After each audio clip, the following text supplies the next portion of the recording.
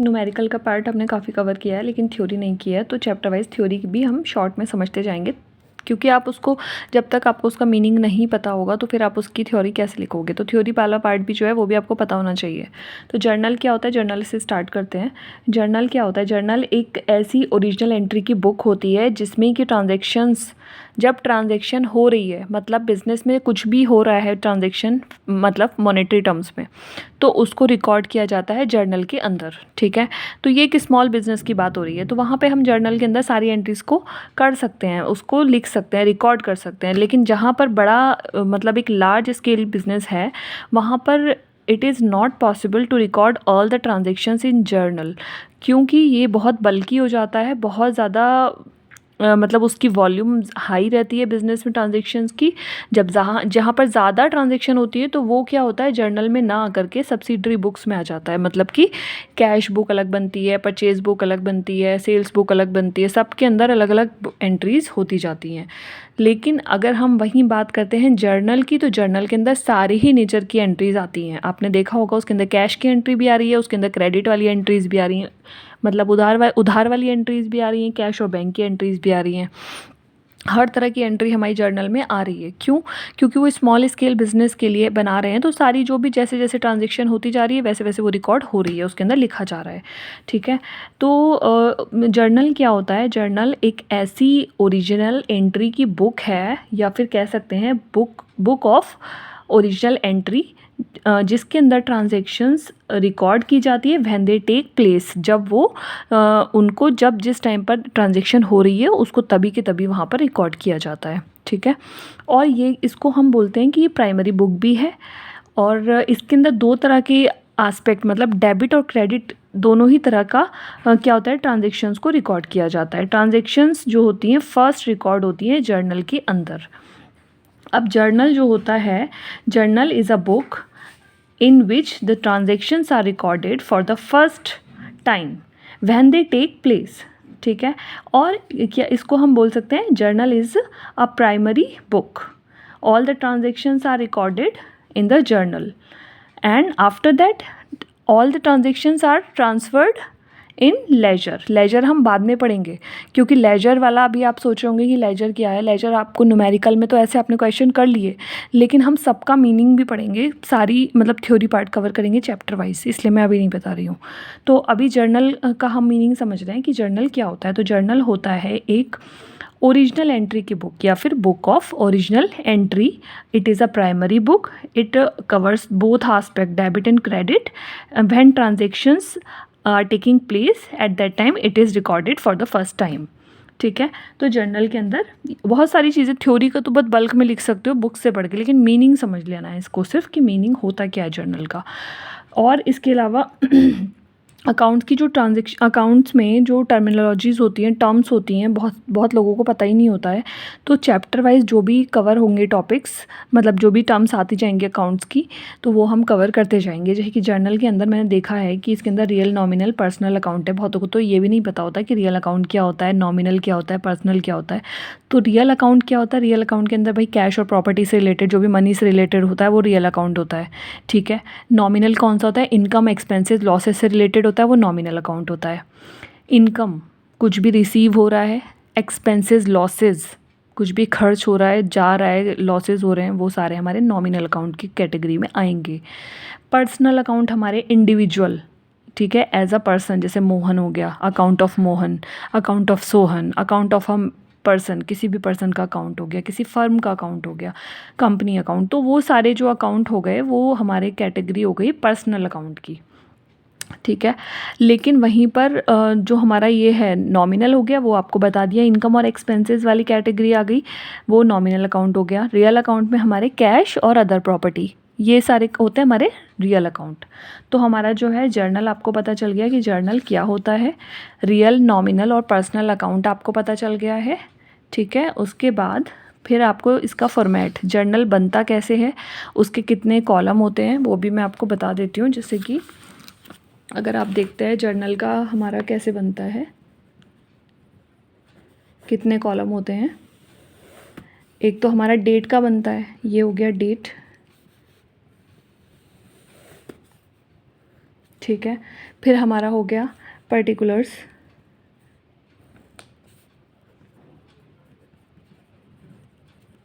फिर हमारा LF हो गया, लेजर फोलियो। लेजर फोलियो में क्या लिखते हैं, पेज नंबर लिखते हैं। फिर उसके बाद हमारा यहाँ पर डेबिट और क्रेडिट के 2 कॉलम बन गए, एक डेबिट और दूसरा क्रेडिट। तो जर्नल के 2 एस्पेक्ट होते हैं, 2 एस्पेक्ट होते हैं, 2 साइड एंट्री रहती है, एक डेबिट साइड और एक क्रेडिट साइड। एक डेबिट होगा तो दूसरा क्रेडिट होगा, ठीक है, 2 अकाउंट होते हैं इसके अंदर। तो हमारा जर्नल का ये फॉर्मेट होता है, ये डेबिट वाली अमाउंट हो गई और ये क्रेडिट वाली अमाउंट हो गई। अमाउंट को हम इससे रिप्रेजेंट करते हैं, ये तो आपको पता ही होगा। इसके अंदर फिर जर्नल का फॉर्मेट आया लिखने के लिए, बनाने के लिए, ये आपने बना दिया और उसको एक्सप्लेन कर दिया। डेट में हम क्या करते हैं, पर्टिकुलर्स क्या होता है, नरेशन क्या होती है, LF क्या होता है, डेबिट और क्रेडिट साइड क्या होता है, ठीक है। तो जर्नल वाले पार्ट में हम ये कवर करेंगे। उसके बाद आपको बता दिया है मैंने कि रियल, नॉमिनल, पर्सनल अकाउंट क्या होता है। जर्नल एंट्रीज़ की वीडियोज़ मैंने डाली दी हैं, ठीक है। और डिस्काउंट वाला पार्ट है। डिस्काउंट के अंदर जैसे कि ट्रेड अकाउंट है आपका, एक इसके अंदर ट्रेड अकाउंट आ रहा है और एक इसमें कैश अकाउंट आ रहा है, ठीक है। तो ट्रेड अकाउंट हमारा क्या होता है, ट्रेड अकाउंट हमारा होता है कि जब कोई होलसेलर या फिर मैन्युफैक्चरर, ठीक है, किसी रिटेलर को एक फ़िक्स परसेंटेज में गुड्स, यानी गुड्स के लिस्टेड प्राइस पे कोई डिस्काउंट देता है, तो वो डिस्काउंट होता है trade discount. This discount is allowed by the wholesaler और मैन्युफैक्चरर। होलसेलर या मैन्युफैक्चरर कौन होते हैं, जो बल्क में क्या करते हैं, मैन्युफैक्चरर बनाते हैं सामान को, कुछ भी, कोई भी चीज़ बना रहे हैं, किसी भी चीज़ का बिजनेस हो सकता है। या फिर होलसेलर कौन होते हैं, जिसके पास बल्क में बड़ी, मतलब लार्ज क्वांटिटी में जो सामान को सेल कर रहा है, वो हो गया होलसेलर। मैन्युफैक्चरर हो गया जो कि प्रोड्यूस कर रहा है, ठीक है। तो वो लोग क्या करते हैं, वो ये डिस्काउंट देते हैं किसको, रिटेलर्स को। रिटेलर्स कौन होते हैं, जो ये शॉपकीपर्स होते हैं, छोटे छोटे का मतलब वैसे छोटे नहीं, मतलब कि जिनकी क्वांटिटी कम होती है, तो उनको एक फ़िक्स परसेंटेज पे उनको डिस्काउंट दिया जाता है उस प्राइस पर, जो कि गुड्स का एक लिस्टेड प्राइस होता है, उसकी प्राइस के ऊपर एक डिस्काउंट दिया जाता है फ़िक्स परसेंटेज से, ठीक है। तो it is allowed when goods are purchased in bulk. ये तब दिया जाता है जबकि गुड्स को बल्क में परचेज़ किया जाता है, यानी कि लार्ज क्वांटिटी में परचेज़ किया जाता है। And this discount is allowed both on credit as well as cash transactions since it is related to the purchase and not to the payment. तो ये जो डिस्काउंट होता है, this discount is allowed both on credit as well as cash transaction, दोनों ही तरह की transaction, चाहे वो कैश की ट्रांजेक्शन हो, चाहे वो रिटेलर कैश में पेमेंट करे या फिर वो उधार माल खरीद के लेके जाए, दोनों ही तरह की ट्रांजेक्शन पे ये वाला डिस्काउंट दिया जाता है, ठीक है। इसके अलावा इसका जो है कोई सेपरेट एंट्री नहीं बनती है। ट्रेड डिस्काउंट की एंट्री मैंने आपको बताई हुई है, सीधा सीधा अमाउंट डिडक्ट करके एंट्री में लिख दिया जाता है। मैं ट्रेड डिस्काउंट की बात कर रही हूँ। ट्रेड डिस्काउंट, ट्रेड डिस्काउंट की एंट्री क्या होती है, जैसे कि हो गया cash account debit to sales account, ठीक है। ये हमारी एंट्री क्या है, सेल्स की एंट्री है ये। जब हम किसी को गुड्स को सेल कर रहे हैं, हम मतलब कोई भी होलसेलर वगैरह की बात कर रही हूँ मैं, होलसेलर या मैन्युफैक्चरर रिटेलर को माल बेच रहा है, तो ये एंट्री हो रही है cash account debit to sales account, ठीक है। उसके पास पैसा आ रहा है, वो माल बेच रहा है, किसको बेच रहा है, रिटेलर को बेच रहा है। अब हम अपनी बात कर रहे हैं तो हम होलसेलर बन जाते हैं, तो हम होलसेलर हैं तो फिर हम रिटेलर को बेच रहे हैं, ठीक है। तो मैं ये एंट्री बता रही हूँ होलसेलर या मैन्युफैक्चरर के एस्पेक्ट से कि वो अपनी बुक्स में क्या एंट्री करेंगे। वो माल बेच रहे हैं, वो गुड्स बेच रहे हैं, तो उनके पास कैश आएगा तो उनका गुड्स जाएगा, ठीक है। तो इस कंडीशन में जो हमारा डिस्काउंट होगा वो फिर ट्रेड डिस्काउंट किसी पर फिक्स परसेंटेज से कैलकुलेट होगा। सपोज़ करिए कि मैन्युफैक्चरर या फिर ये जो हम जिसकी बात कर रहे हैं, मैन्युफैक्चरर या फिर किसकी बात करें, आई फॉरगॉट, होलसेलर। तो होलसेलर क्या करता है कि ये माल बेच रहा है रिटेलर को 1 लाख रुपीज़ का, 1 लाख रुपीज़ का वो दे रहा है माल, और वो बोल रहा है कि भाई अगर आप बल्क में लेके जाओगे 20% डिस्काउंट दूंगा आपको। मतलब जो चीज़ 1 लाख की है वो आपको 80,000 की ही पड़ेगी, मतलब 20% का अमाउंट इसमें से माइनस हो जाएगा, यानी कि 1 लाख का 20,000 कितना हुआ, 20,000, 20% कितना हुआ 20,000। तो अगर आपने 1 लाख में से 20,000 माइनस कर दिया तो आपको पेमेंट कितना करना है। आप रिटेलर हो, ठीक है, आप होलसेलर को कितना पे कर रहे हो 80,000। तो भाई ये वाला जो अमाउंट 80,000 का जा रहा है ये किसके पास जा रहा है, होलसेलर के पास। ये होलसेलर के पास जा रहा है, ठीक है, होलसेलर के पास ये जा रहा है। तो होलसेलर क्या कर रहा है, डिस्काउंट दे रहा है कितने परसेंट का, 20% का, ठीक है। तो आपको कितना फ़ायदा हो रहा है, आपको 1 लाख की चीज़ मिल रही है 80,000 में, तो 80,000 आपको 20,000 का फ़ायदा हो रहा है। होलसेलर को बल्क में, भाई उसको तो होलसेलर को तो फ़ायदा रहता ही है, उसको तो प्रॉफिट होता ही है, उसकी बल्क में क्वांटिटी जाती है तो उसको प्रॉफिट ज़्यादा हो जाते हैं। तो ट्रेड डिस्काउंट हमारा ये होता है। तो हमारी एंट्री यहाँ पर हो जाएगी 80,000 की, ठीक है। Cash account debit to sales account 80,000।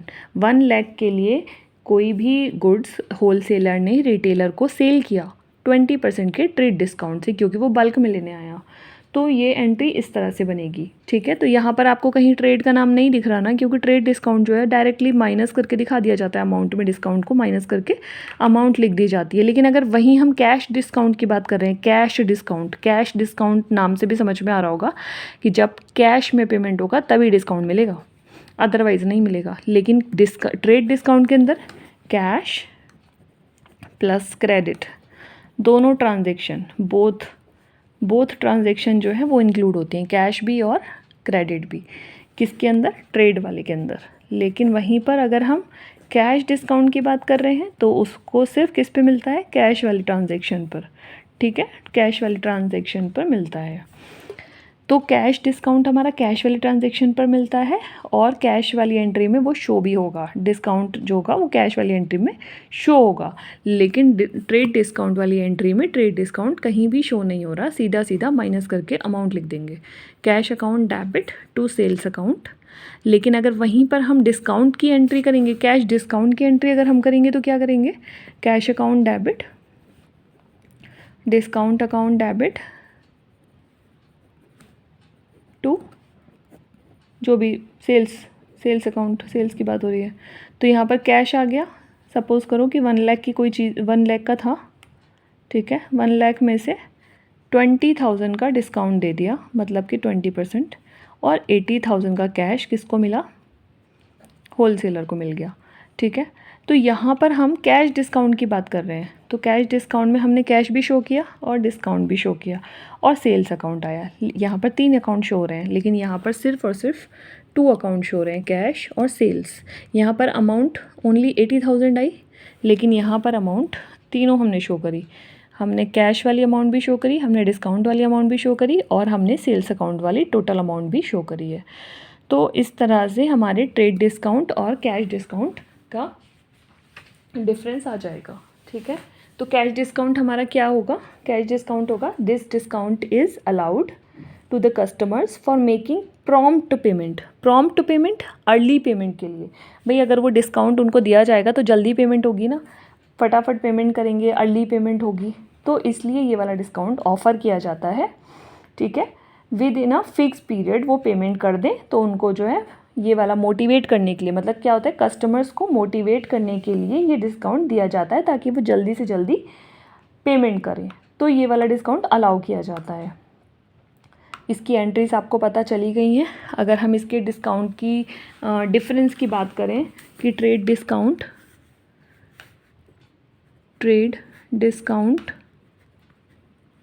And cash discount, इसका डिफरेंस क्या होता है, तो वो आपको समझ में आ ही गया होगा दोनों में क्या डिफरेंस है।